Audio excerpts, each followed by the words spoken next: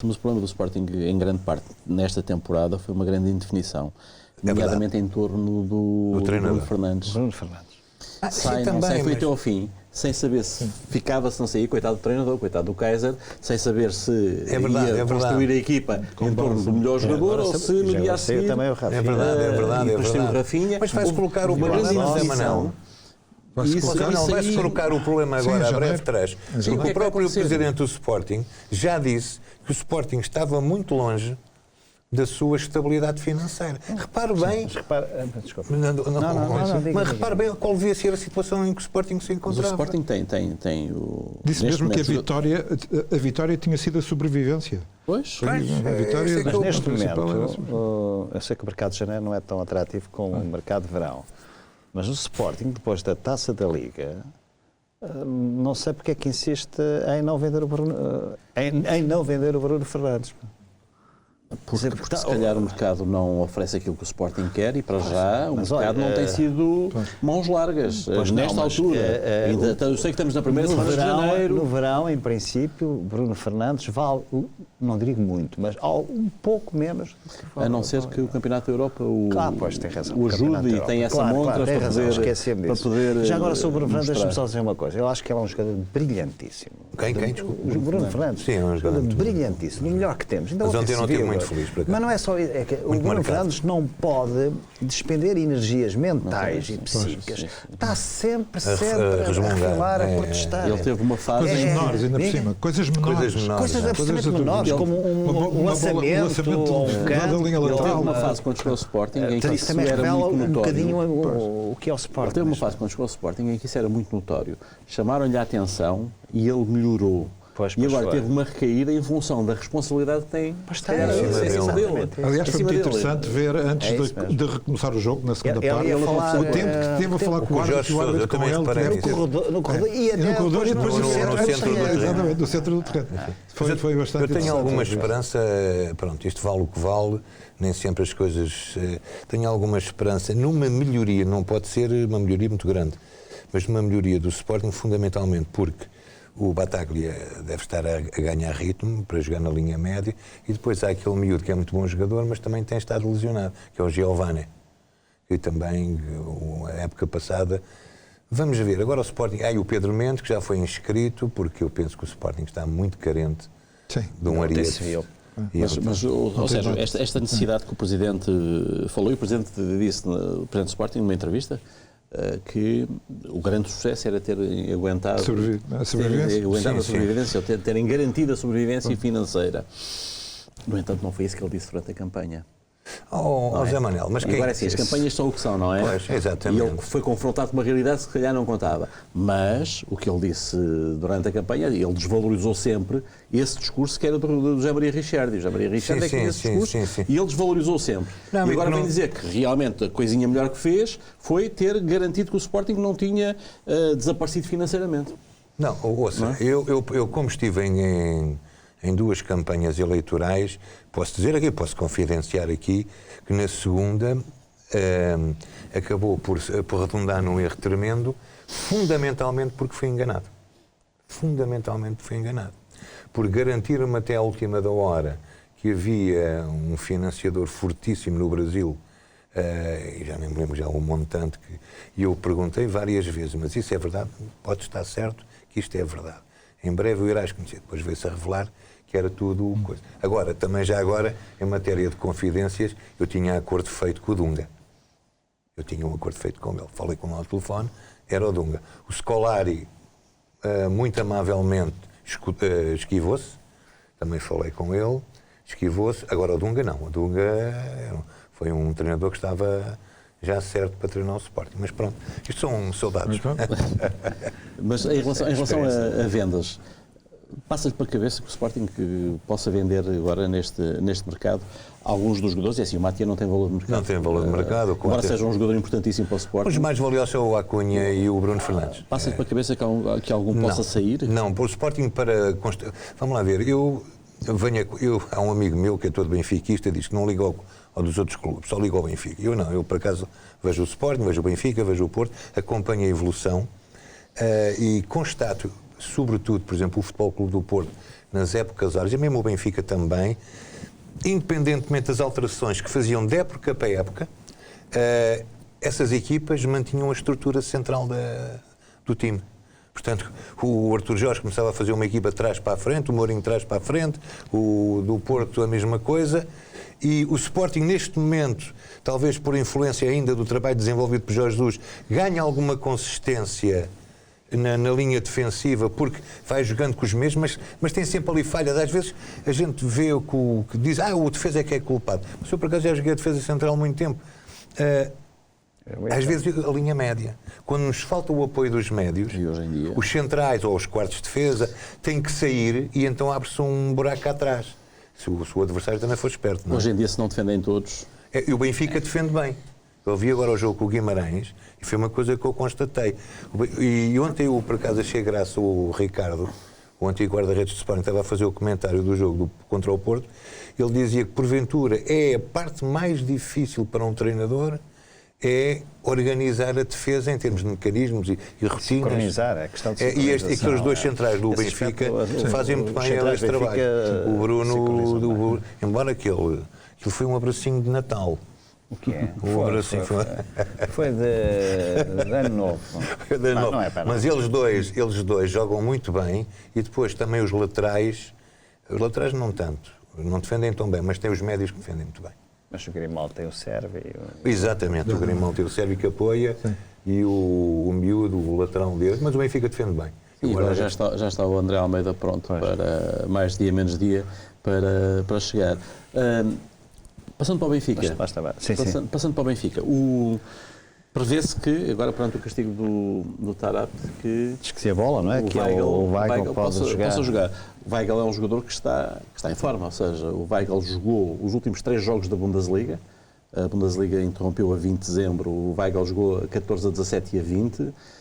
Na Bundesliga jogou 13 dos 17 jogos, jogou 4 dos 6 jogos da Liga dos Campeões, jogou a Supertaça, jogou os 2 jogos de taça, portanto, tem 20 jogos feitos, está jogado. Não lhe falta ritmo, está jogado. Se calhar é uma oportunidade mais cedo do que aquilo que seria de esperar para ter o primeiro contacto com o Benfica. O Benfica que recebe o Desportivo das Aves. Tem 2 jogos, tem esse e a da Taça de Portugal com o Rio Ave, pode ser também uma... eu não conheço o Weigl, quer dizer, não conheço no sentido que eu acho piada, aliás, quando às vezes fala de um jogador qualquer, há uns sábios na televisão que parece que já viram 50 jogos e se calhar às vezes, enfim, por aquilo que eu leio nos olhos, então nem sequer conheciam o nome na altura, portanto eu olha, soube que ele marcou um golo ao Sporting, não é? Acho que foi o seu primeiro golo, mas vi isso posteriormente. Esteve no plantel da Alemanha no Euro 2016. Sim, pois, mas ainda estou no Schweinsteiger.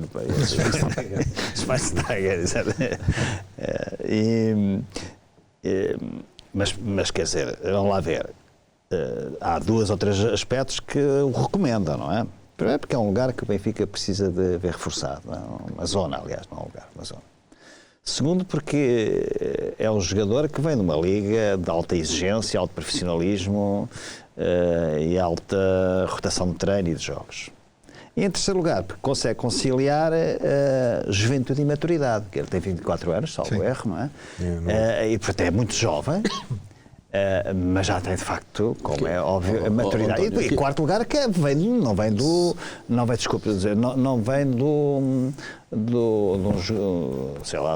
uma equipa da segunda divisão ou menos boa da primeira divisão, vem do Borussia Dortmund. Portanto, acho que, enfim. Aqui a única dúvida que como eu escrevi hoje, mas é como aos melões, não é? Não, mas este jogador, assim, eu não serei um profundo conhecedor, mas sei... Claro que sabe, evidentemente. Mas, um bocadinho daquilo que ele vale. Claro. A única dúvida que eu tenho... não saber. A única dúvida que eu tenho é perceber porque é que ele custou só 20 milhões. Não, ele custou 23, não é? Porque recebeu 3 que é outra porque coisa. Para os valores normais de mercado, parecia-me que um jogador com esta categoria, com este potencial, e com esta idade, deveria valer mais, mas sabe que também as contas... É uma boa questão. É a única dúvida que eu tenho. Embora haja clubes que... Se isto corre bem com o Weigl, se ele se adapta bem, é um daqueles jogadores que podem mudar o rumo das coisas. Pois. Porque é de facto um jogador de grande qualidade. Voltar a gerar mais-valias. De grande qualidade. A questão é saber se já não vem com isso incorporado. Há sempre a velha questão do Atlético de Madrid, não é? Que, aliás, não pode inscrever... Não pode. Porque é europeu, não é? Porque exatamente. Não fosse, o outro é que não pode. O que se fala do brasileiro, o Guimarães, não é? Que não o Vitória. O Bruno Guimarães. Exatamente. É uma boa questão, que dá para, pelo menos, pôr um bocadinho com o pé atrás, mas... E a outra é saber porque é que um jogador deste nível... Como é que foi o processo para o convencer a vir jogar na Liga Portuguesa? Isso pode haver razões de natureza... Benfica é um grande clube, Porto é um grande clube, Sporting são grandes clubes. Sim, mas a Liga Portuguesa não é uma grande liga. Sim, mas as condições de Benfica, do ponto de vista profissional, são bons. Evidentemente que eu acho que um jogador destes não vai a pensar que fica até ao fim da carreira no Benfica. Não é? Portanto, ele tem 24 anos, está ainda na fase ascensional. Mas é curioso porque ele esteve cá em novembro. Foi ao Seixal, andou por cá, inteirou-se, a família também veio conhecer e veio portanto não foi uma coisa assim de última hora em cima do joelho. E para mim também uma observação algo reacionária ou conservadora, como dizer uma expressão mais suave, não é? Tem outra coisa de que eu gosto, é que não tem tatuagens nem coisas estranhas nos cabelos e nos penteados. É um tipo absolutamente normal, não é? Cristiano Ronaldo hoje fez um hat-trick e estreou dentro das 4 linhas o Carrapito. O Carrapito, está bem. Hoje veio com mas o Carrapito rapidamente veio com um look à feiça. Vítor, esta transferência do Weigl, e já vamos falar um bocadinho do jogo do Benfica em Guimarães, esta transferência do Weigl surpreendeu-te? Sim.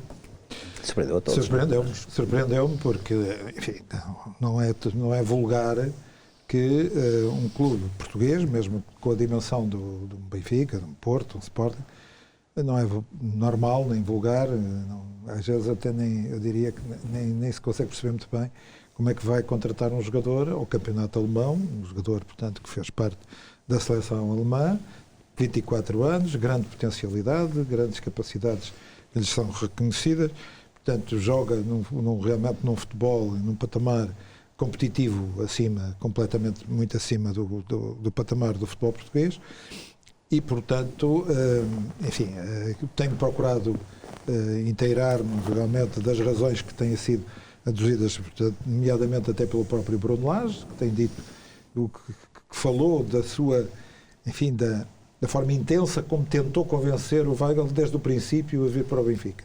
A forma como ele se disponibilizou para perder, ou neste caso ganhar, muito tempo, tentando convencê-lo das vantagens, portanto, de poder vir para o Benfica.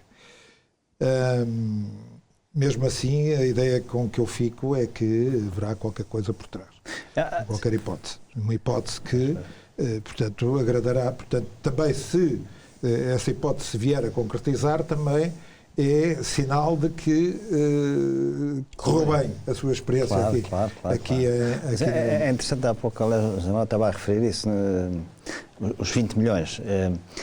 Os 20 milhões do Weigl, não é? Tem outra escala dos 20 milhões do RDT. Ou os 17 milhões de Vinícius, não é? Porque aí...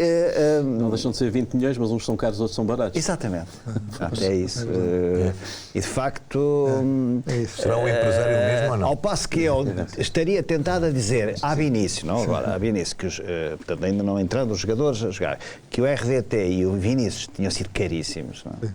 E o RDT de algum modo tem justificado essa preocupação. Este é de facto a tentação de dizer que é estranho ser um preço tão moderado. Sim. Sim. Não, mas para as outras. Pois, exato. Não, chama exatamente, em contabilidade antes nós chamávamos a isso o sistema de partidas dobradas, não é? Portanto, partidas dobradas têm sempre um peso e um contrapeso. Bom, e em relação ao Benfica e em relação a Guimarães, foi um Benfica um bocadinho diferente. Pouco Benfica. Benfica diferente pouco Benfica do ponto de vista dos últimos 4 jogos de 2019, em que o Benfica tinha sido muito forte e muito impositivo. Pouco Benfica do ponto de vista manteve a eficácia. Que era a exuberância da dinâmica do Benfica, estava a fazer regressar o Benfica aos melhores tempos da época passada.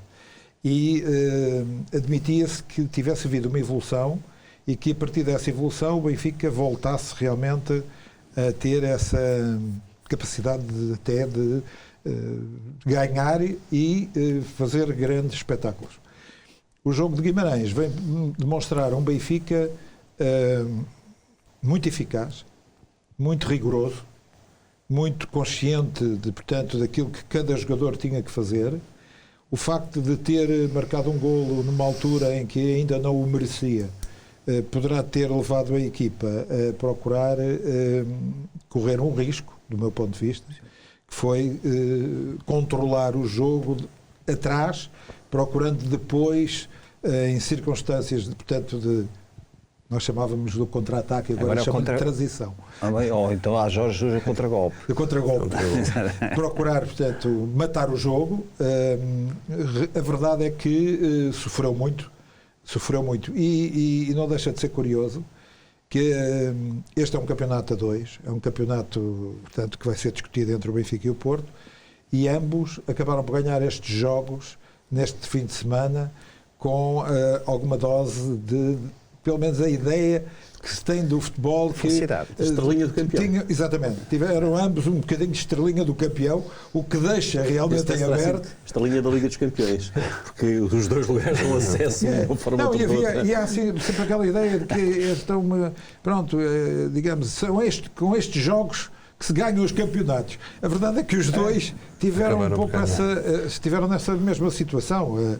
Acho que o Futebol Clube do Porto teve também, tal como o Benfica, teve alguma humildade no momento em que foi preciso sofrer a defender, sofreram ambos a defender, até que passado, no caso do Futebol Clube do Porto, digamos que quando viu a maré um bocadinho mais baixa, teve a sorte também, enfim, e a eficácia, no caso do Soares, de fazer um golo num momento de, eu diria que absolutamente imperdoável para o sistema que o Sporting deve colocar, evidentemente, num canto, porque aquilo é uma bola direta, porque às vezes há ainda aqueles cantos que são particularmente estudados. Bola direta e até não muito tensa. Não, a bola vem e é muito longa. A bola é muito longa. Há cantos em que a bola é de outra maneira, vem intensa, vem forte. Não, e vem ao primeiro posto, o jogador sobe, ganha a bola de cabeça e depois aparece numa segunda. Ali, mérito, obviamente, para o Soares. Claro,